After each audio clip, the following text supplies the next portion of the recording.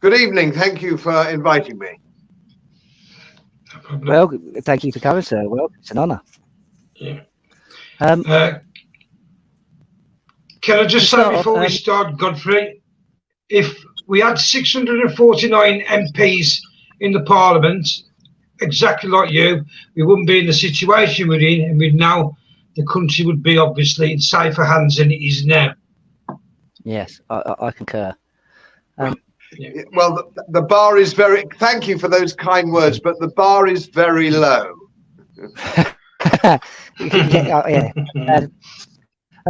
We understand, Mr. Bloom, you're rather knowledgeable in our constitution, something that many people don't seem to think exists anymore, let alone have any knowledge of. Could you give us a brief understanding of your knowledge of the constitution? Yes, there's a great misunderstanding that we don't have a constitution because it simply isn't written down in a formulaic way like the United States of America. But we have a very serious constitution, and it's based on the process of common law, and it dates back for a very long time. And I'm not going to give a lecture on the Constitution, but broadly speaking, since 1688-89, we've had the Bill of Rights and the Toleration Act, which were all incorporated into the Coronation Oath. And the Coronation Oath was really designed, if you will, to flag up the situation. We were a free nation and not beholden to the Pope or Catholicism for any reason, and that's why it's there. Yeah. And the sentence, the broad sentence in the Coronation Oath, is that we must be governed to our traditional way of government, which is basically common law, which goes back to Anglo-Saxon times before Magna Carta, in point of fact. So that is extremely important. Now, ironically enough, the American Revolution in 1776 came about because they felt they weren't protected by the Constitution, the Bill of Rights, 1688, and the Americans felt they were getting a raw deal, or the Americans now, the American colonists then, were getting a raw deal. And of course, they went back to Magna Carta, and there is a fair copy of Magna Carta in Washington, which I expect many of your viewers here will have actually seen if they've been to Washington. It's a fair copy. Yeah. So we have a very definitive constitution, and very sadly, although I held the Queen's Commission, our membership of the European Union was actually against our constitution and quite illegal, because what we were doing was actually subcontracting the law of the land, which is something that the Coronation Oath was specifically designed to stop doing. So the first abandonment of the Constitution was sadly Queen Elizabeth II, and I've remained relatively quiet because I did hold the Queen's Commission, and I was in a dilemma between, where my loyalties were, but that is the case, and I'm going to be watching like a hawk the Coronation Oath, which is coming up with King Charles III, who I don't trust 1 inch, and I suspect he will destroy the monarchy. I think it will be the end of the monarchy. He's arrogant, incompetent, and ignorant, and I think we can't get away with a modern monarch who is quite so deeply flawed. Her Majesty was well loved, and she got away with stuff because she was well loved, not just in this country, but globally, and particularly by the Commonwealth. Those days have gone. I think he'll wreck it, and quite what is going to follow it, I don't know. This is the problem we face at the moment, especially with the Coronation Oath, because if Charles doesn't do it correctly, he can't be our king. I mean, most people don't understand that our coronation can actually deny the crown, and we can do that based on his I would say his involvement with things like the World Economic Forum, generally a lot of things he says. I mean, it's true what he says. Our constitution is basically kept our country to what it is. Well, peace in our lands, if you will. Like you say, well before Magna Carta, it goes back to the Mulmantine laws. I mean, it's derogatory to term his laws of King Arthur, but especially back to King Alfred. And like you say, it's not. I think most people don't understand, because most people think of the US Constitution as a code, because it's a codified constitution. They don't understand that our constitution, like you said, has been built up over many many documents, basically reissues of our rights again and again over about 19 documents. And people think just because it's not written in one document that we don't have a constitution, but we do, as you say, we very much do. And part of that is what Parliament is actually meant to govern us by. I mean, you mentioned the Bill of Rights. It's within the Bill of Rights, which was actually upheld by the Supreme Court as well. You may know this because you're staunch Brexiteer. In the Miller versus Secretary of State 2017 case, the Bill of Rights was upheld because it actually sets out the parameters to which we are to be governed. And that's a constitutional document. That's what that permanent constitution. And that Parliament just, I wouldn't say they don't know about it. Many of them are educated on a level where they should. I mean, would you say that our government and the Parliament are purposely subverting and ignoring it, or do you think it may be teaching? Or I think that's twofold. You've asked two questions there. Firstly, it is my experience, and I work for a top investment bank in the city. But when you introduced me, the chronology was a little bit wrong, and I'm not bothered about it. But I actually started my career in the city and did a short service commission. But that's neither here nor there. My trade, if I have a trade, is a financial economist. That's what I do. That's really what I do, and have done for many, many years. So the problem that I found, having worked for a top international merchant bank, where everybody was extremely smart, extremely clever, and highly educated, when I went into politics, I suddenly realized I was dealing with people who were really, frankly, not very bright, some of them woefully badly educated, and almost none with the benefit of a traditional education, including David Cameron, of course, who, when he was in America, could not discuss Magna Carta, couldn't even give the date of Magna Carta, had no idea even about military history and when the Americans came into the war. It was embarrassing. If that's Eton and Oxford, you can stick it up in bum, as far as I'm concerned. Absolutely ghastly. Dreadful man, hopelessly ignorant, and sort of a real hooray Henry with no bloody idea at all. And of course, if you look at the education system in this country, it's designed quite properly to stop people having a traditional education.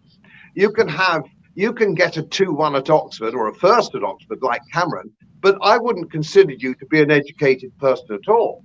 And we have now a second generation going up whose knowledge of history or our constitution, or indeed almost anything, is woeful.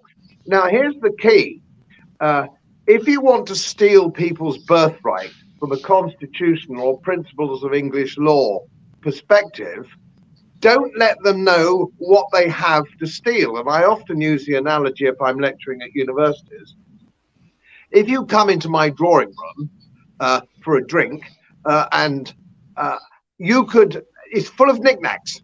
It's full of Georgian things like a Georgian silver snuff box, which is something of value, next to a plastic gondolier from my trip to Venice. It's full of tat. And every now and again, you find something of value. Now, you could nick all sorts of stuff in the drawing room, and it'll be years before I know anybody had nicked it. Now, this is the problem with the principles of English law, the concept of trial by jury, the presumption of innocence, the Bill of Rights, the Toleration Acts, all these things. It's very easy to take it away from generations if they don't know they had it to start with. And if you think that David Cameron, who was Eton and Oxford, didn't understand it and didn't know about it, how easy did it take for the man on the Clapham omnibus? Yeah, very true, very true. Especially years ago, you'd have to go to a library, or as you say, have it for education. We've got the internet now, but even that doesn't make it any easier. You've got things like you mentioned, like Magna Carta. I mean, it's kind of cleverly hidden in a way. I mean, some people may remember when the Human Rights Act was actually brought in 2000. Jack Straw said himself, even though we bring in the human rights, Magna Carta is as binding on the Crown today as the day it was sealed in Runnymede. Now, there was only one Magna Carta sealed in Runnymede. No other was. There was only one Magna Carta with a King's seal. So there is air to highlighting certain bits, but you'd have to have the knowledge or an understanding to go further and actually educate yourself on that matter. Sorry, go. I was just sorry to interrupt you. I was just going to say the best dissertation on the Magna Carta is from David Starkey. He did an hour-long program, which you might be able to find on YouTube, on Magna Carta and its implications. it's unbelievably complicated, incidentally. It's unbelievably complicated. And I don't use it as an instrument in debate, because it is so complicated, and you could spend a year studying it and still come as an historian to a different conclusion. But the principle of natural justice is still there, and that comes from Anglo-Saxon times, and that is always been the accepted definition of our law, which is that would be deemed to be fair by the man on the Clapham omnibus. And I've never heard a better description of what law is, our law is, and should be. It is what is deemed to be fair by the ordinary bloke. That is the key to the entire thing. And as soon as you start running around that and subcontracting your law to corpus juris, or the Napoleonic Code, which is a completely different system of law, you are going to end up with problems, as indeed we have. And of course, we've got to see the problem in Northern Ireland, which is completely illegal. It's completely illegal.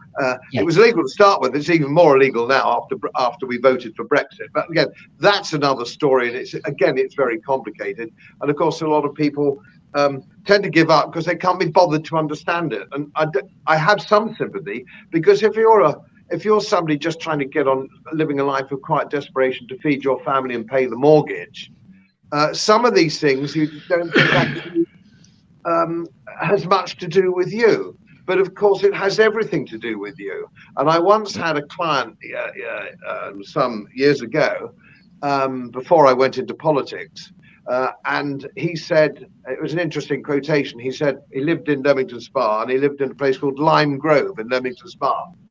Very nice man. He said, I've got to the stage of my life, if it's not coming up Lime Grove, my wife and I don't really bother. Well, it's coming up Lime Bloody Grove, isn't it? Via Dover,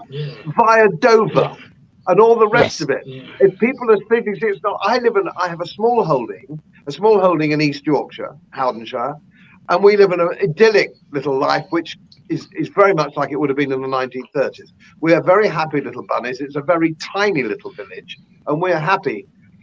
But even I'm not so stupid, it's not going to affect. There's a hotel not that far away from the village, and that could be full of dingy people, and that would destroy our way of life overnight, as they're finding in Scampton and Kegworth. These little places where you're now going from a small village, and the young ladies of the village and the children of the village can't go out after dark.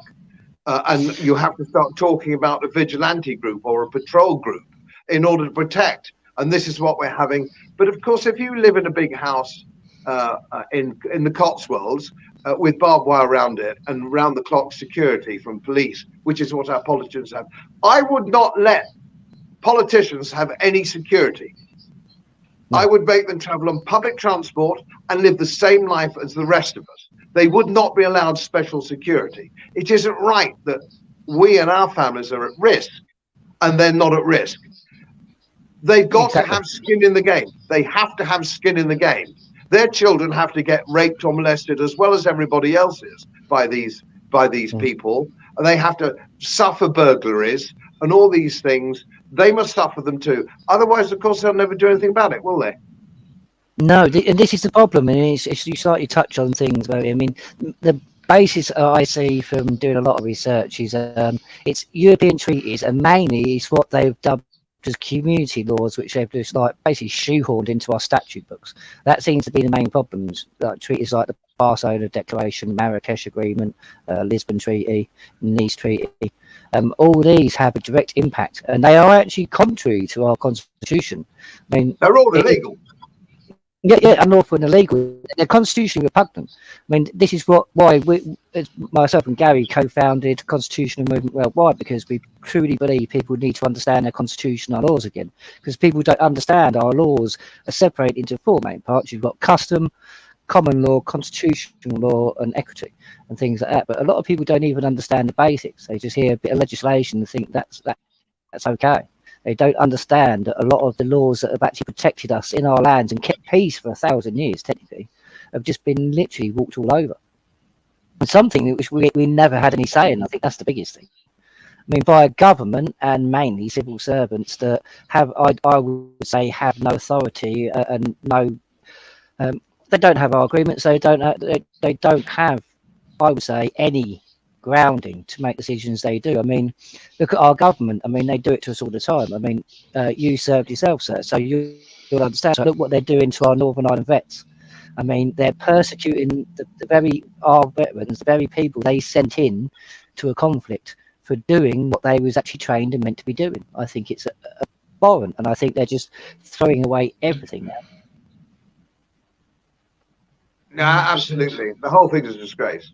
I mean, how do we solve this problem? I think is the main key. I think we need to ask ourselves. I mean, what do we do? How do we solve the corruption that we're seeing blatantly? I mean, that's I think the biggest question, really. Do we have a way of solving the corruption? We have a flawed political system. And I think it's shown up now. If you look at Italy and you look at recently in the Netherlands, and the number of people just said to me when I was on the campaign trail for Brexit that they're going to vote this time in the referendum because their vote will make a difference. Their vote will be counted. Now, the problem is if you vote red or blue, your vote isn't counted. You get the idiot with the blue rosette and the cretin with the red rosette. But there's no difference. And George Galloway said only yesterday in his interview with the Coast guy, he said, we are in a one-party state. There is nobody to vote for. Who would you vote for? We know the Conservatives are just utterly hopeless and corrupt and disgusting. And you sit on the opposition benches, you've got another bunch of people who are equally disgusting, possibly even more so. So this is the problem. Now, of course, if you have a different political system, it looks like Holland and Italy are beginning to be able to push back because their system where your vote counts. And if you all vote for the farmers, say, or whatever they want to call it, the pro-farmers party, everybody votes and they can kick everybody out of office. But what do?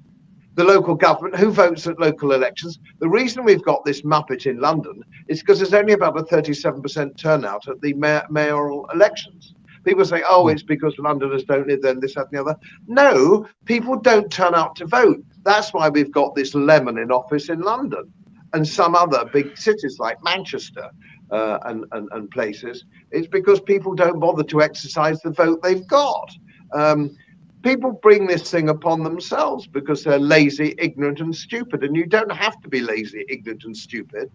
It isn't an act of birth. You can get off your ass and do some research and get a grip of yourself and to educate yourself and your family.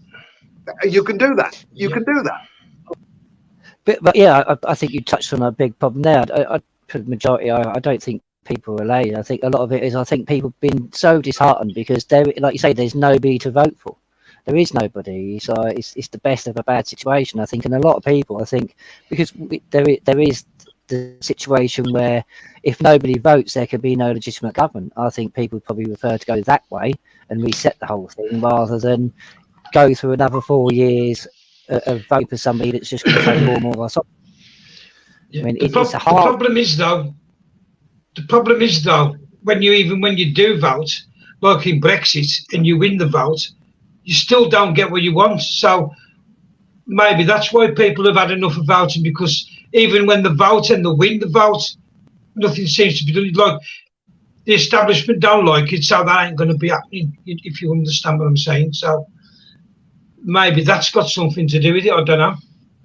Yeah, you could be right, but I did say from the very beginning on every interview that I've ever done, and I was a Brexiteer for something like 30 years, that we would never really get it. We'd always be some form of associate membership, and indeed we are now only have associate. We're sort of an associate membership, and of course, what's interesting, and one of my opponents in politics back in the European Union, I can't remember which guy it was who said it to me. He said, there's one thing you don't understand, he said, and that is everything is global now. Everything's global. You can leave the European Union. If you think it's going to make any difference to the laws that come down your path, you're going to get your laws from the IMF, the WEF, the WHO. This WHO thing, we've handed over the entire political aspect of our healthcare in our country to an unelected body, the WHO, which is wholly owned by the big pharma. And nobody's made a squeak. Nobody's made a squeak about it. But of course, what's the other thing which we haven't, the elephant in the room when it comes to our constitution, the protection, the shield is two things. It's a twofold shield. One is the law. The principles of English law is point one, and parliamentary sovereignty in a constitutional monarchy. That is part and parcel of that. And a free press. We don't have a free press. We don't have a free press. The mainstream media is bought lock, stock, barrel by the state, by deep state. And that's true in Western Europe, it's true in Great Britain, it's true in North America. This is the problem. You don't have any investigative journalism. You don't have people standing up and saying, just a minute, this is against our constitution. All these things, because there are no journalists. And this is the reason why. If you've got, let's take Laura Cheeseburger, shall we, at the BBC, who's their political correspondent, on something like £300,000 a year.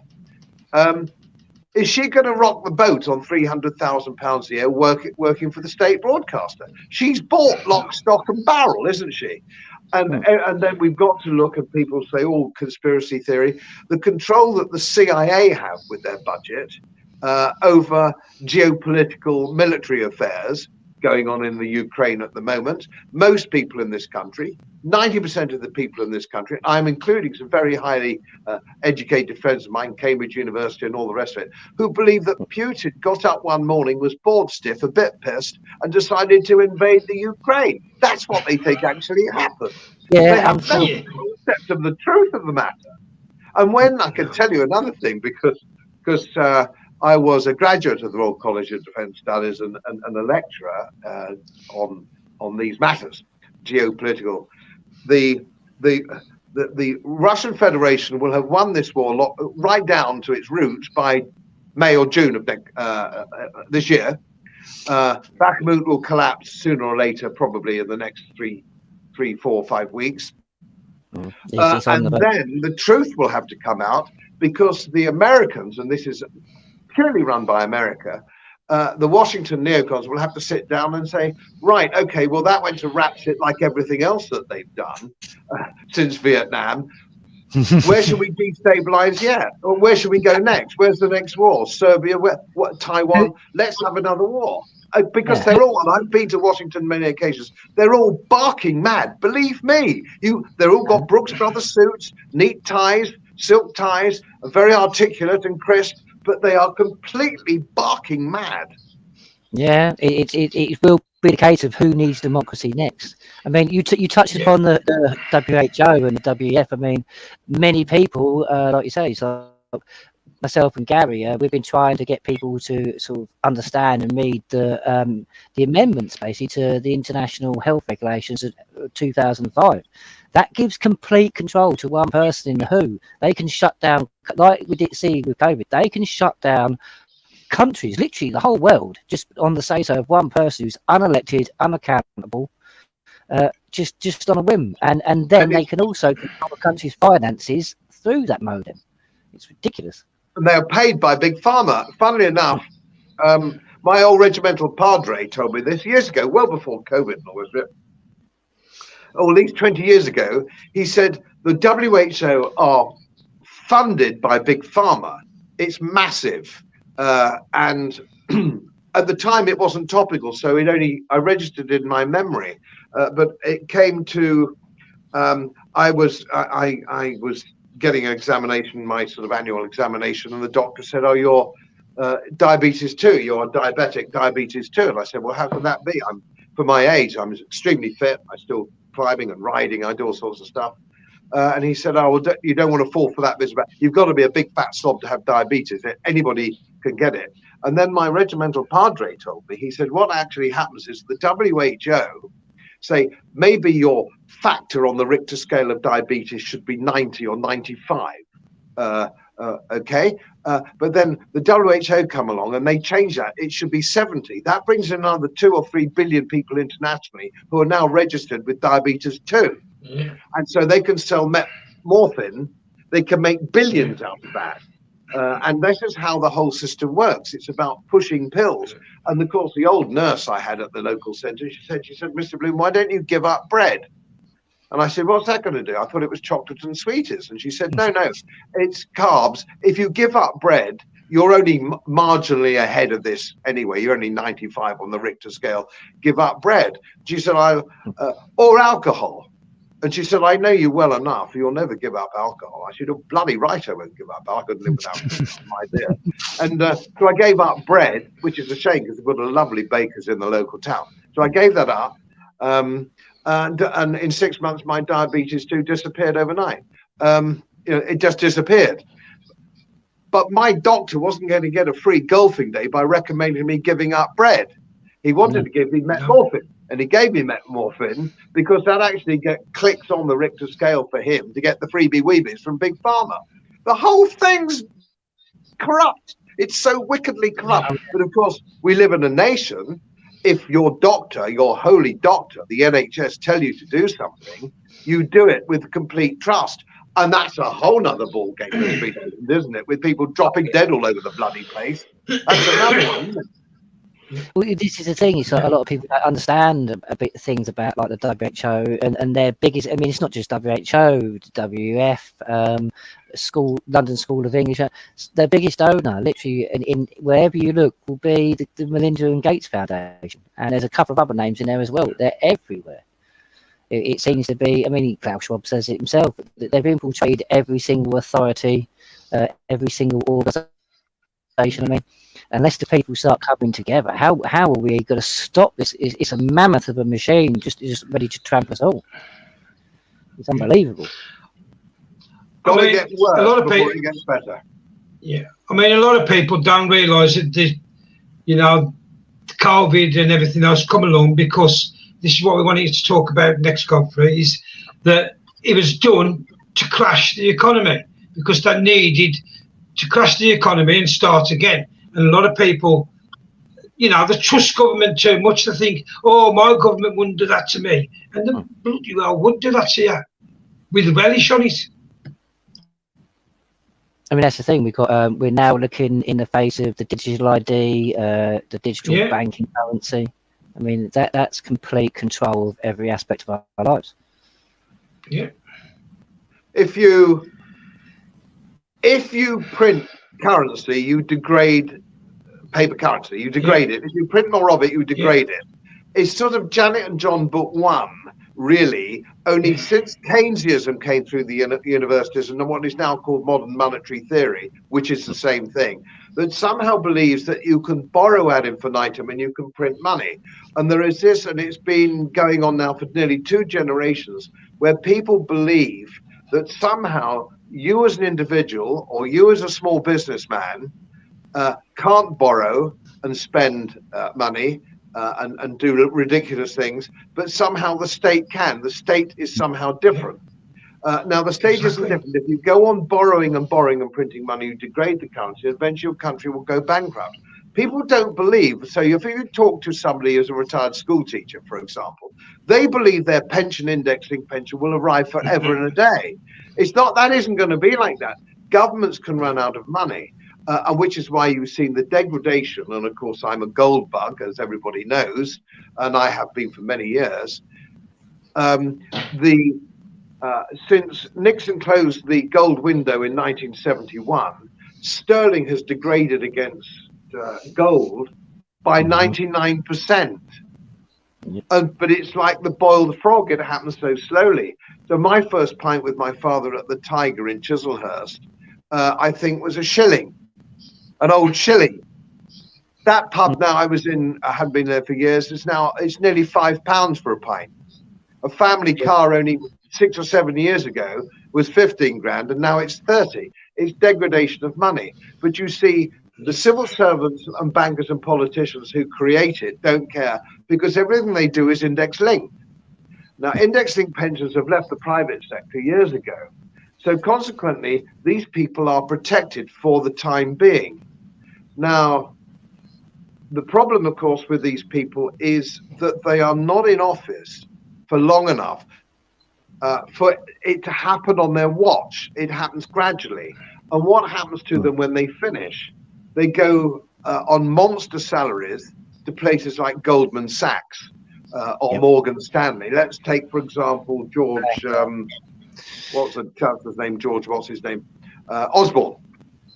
George Osborne was chancellor for whatever he was, 4 years or 5 years.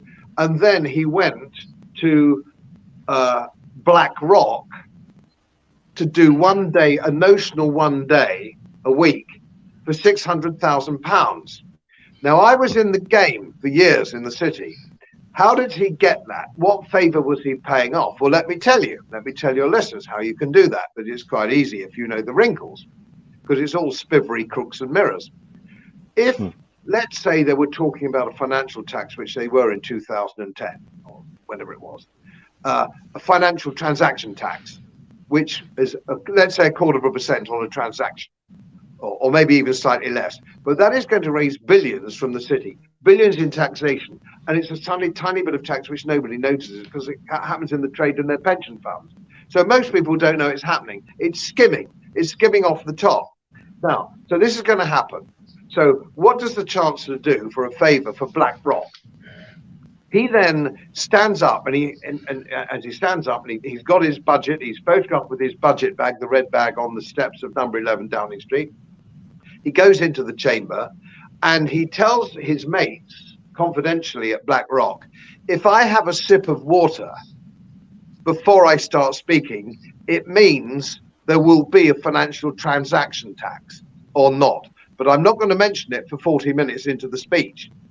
That gives you an opportunity to fill your boots with put options or call options on which you can make billions because they control billions of pounds, whether it's Vanguard, BlackRock, or Goldman Sachs, whoever it is. This is how you do it. And the payoff is £500,000 a year for 1 day of work when he stopped being the Chancellor. I could give you millions of examples like that, frankly. The whole system. The thing is, we are as corrupt as any deep, corrupt African state can be, but we're very much more sophisticated. And if it isn't money, it's a gong. It's a knighthood, a seat in the House of Lords. The Sainsbury family delivered lots of money to Tony Blair. They all sit in the House of Lords. That's jolly good. And if you've got your self-made man who made bang widgets out or something, he bought his knighthood for a couple of £100,000 donation to whichever political party it was, because it's the only thing he hasn't got. He's got plenty of money already, but his wife would like to be called Lady Sheila or whatever it happens to be, and he buys it. And it's been going on since the time of Lloyd George. This isn't new. It's just got worse, and it's got more overt. Yeah, kickbacks. It's a rose by any other name, as they say. Exactly. I mean, where do you see us going with the digital ID and the digital currency? Do you see that as beneficial? Do you see that just as a get out? I mean, because many think that this is exactly what you say. This is just a way of getting out, of everybody understanding and it being completely blown open that they have done this for so long that the banks have no money, that they can't give us back what we're meant to have. So this is a way of transferring it and completely control. So we can't dissent against what they've done. Well, there's no time to go into any detail here, but if you don't mind me plugging my website, you'll find on my website, which is easy, it's just godfreybloom.uk. There's no payment. It's a not-for-profit website. And if you look at the gold page in particular, or the articles I've written, published articles which have been transferred, everything you can conceivably want to know about money or digital currencies is on there. Not necessarily written by me, but guest articles and guest speakers and guest experts from around the world who are not connected with government or civil servants. Yeah. All you can do is protect your own family. It would be wonderful if we could save the world, if we could save the country. We can't. It's gone too deep. The debt's too big. It's far too big. What you can do is protect your own family. And the only way you can do that is by gold. And it has to be gold in specie. Don't let your bank tell you that they're holding guard. Your financial advisor saying, don't worry, we have an ETF, a gold ETF for you. It's in your portfolio. If you don't have that gold coin in your hand, you don't own it. It's not yours. That's not to say the Exactly. government can't steal it one day by force of arms, because they can, because that's what they do. A guy will kick the door and shoot the dog and bash you over the head and ask where it is. Or he'll want the key to the wherever you've locked it up in a deposit box in Leeds or something, whatever it happens to be. But if you want to save, all you can do is save yourself and your family, and you can only do that with gold in specie, and that's the best you can do. And wait till the whole thing goes wrong and collapses and it goes to pieces, and then it will be rebuilt from there. Now, how it will be rebuilt, I don't know. But if you look at the collapse of the Weimar Republic, here's the tragedy. Governments create this problem. Governments create inflation. They bring down society. And then what do people do after a year of it, after chaos, as they did after the French Revolution, for example? They brought in another gangster called Napoleon, who got rid of the royal family, made all his family princes and emperors and all the rest of it. And people think that there wasn't enough government. So when the government created it in the Weimar Republic, they brought in Hitler. When they had the revolution in 1917 in Russia, they brought in all the nutcase communists. The problem is, people will think there wasn't enough. They will think there wasn't enough government. That's what'll happen. When it all goes wrong, they said, we need more government.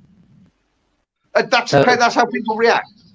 So we're probably at a situation where we probably the only solution is a true people's revolution, and to make sure that we safeguard ourselves from these despots. That's probably the only way we could probably ever going to get under this ever. All you could do is look after yourself and your own family, and then from the ashes, let's see what's created, and you'll be at least in a better place. I could argue, if it goes really bad, you could fill your garage full of tins of corned beef. We don't quite know how it's going to pan out. But if you think about Germany in 1945 or Austria in 1945, if you had bottles of whiskey, nylons, or American cigarettes, you certainly wouldn't go to bed lonely. Let's put it that way. Yeah, alternative currency, as they say. Exactly. It's very much something that we all need to start thinking about, I think. Yeah. I've just got a few minutes to wind up. If you've got another question for the last 5 minutes, I do apologise to you and your listeners. I've only got another 5. No, thank you for coming on, and hopefully we can get you on again, because there's a lot of things. Happy to come on again when and do another one as things unfold, perhaps. As things unfold. Yes. Would you say? Last question.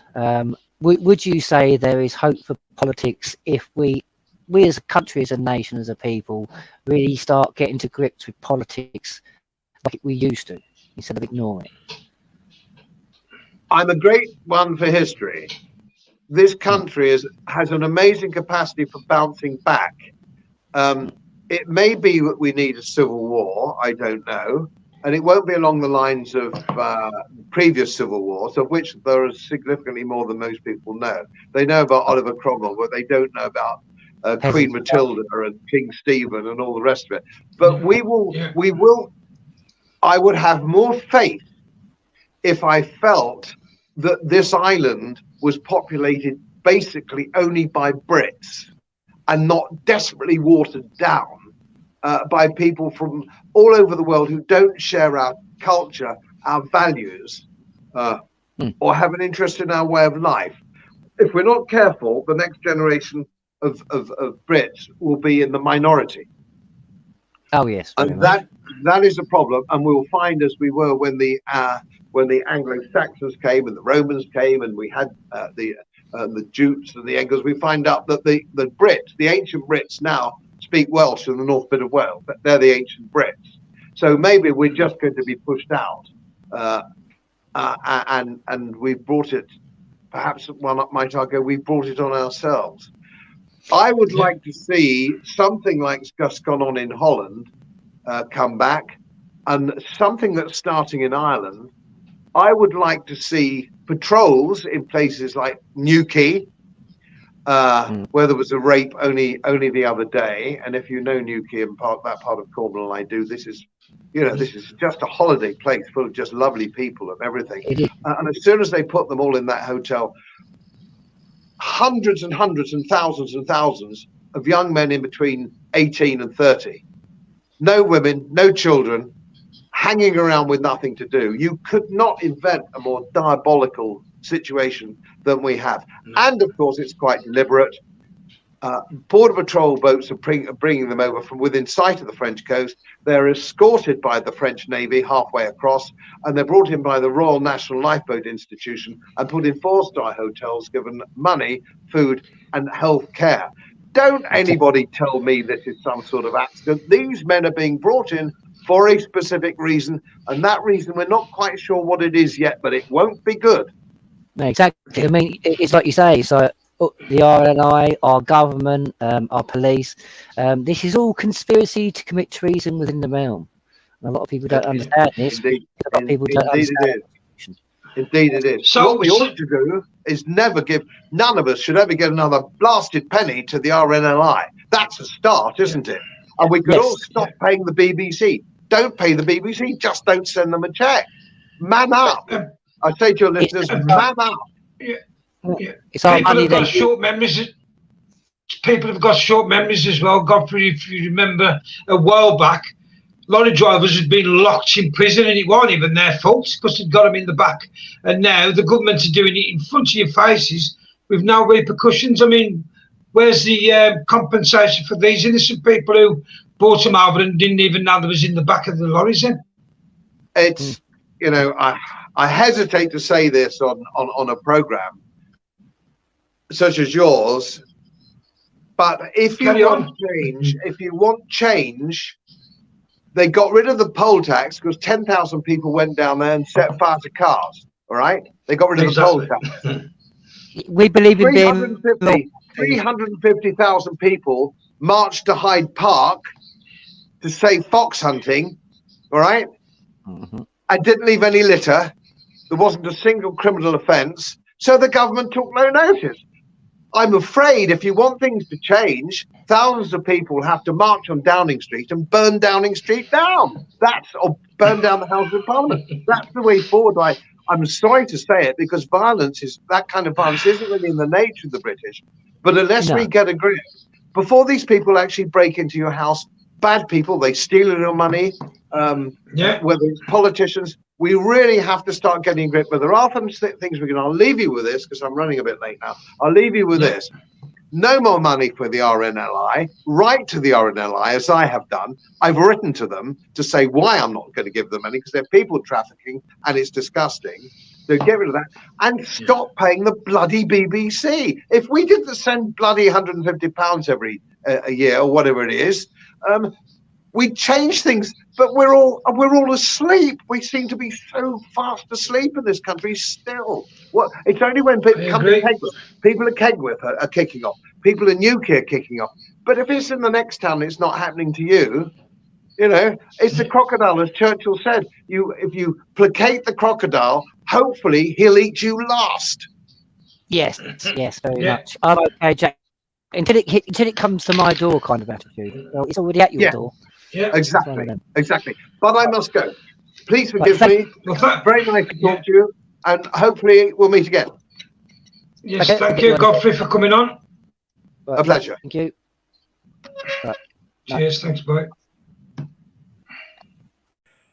As most of you know, my work is very heavily independently research based, and I get my information from all over the world. It would help if you press the subscribe button and the little bell next to it, because the more subscribers I have, the more likely it is that international independent research institutes will share their material with me. It's most helpful, and then of course I'll automatically share it with you. So surprise, won't cost you anything. Thank you very much.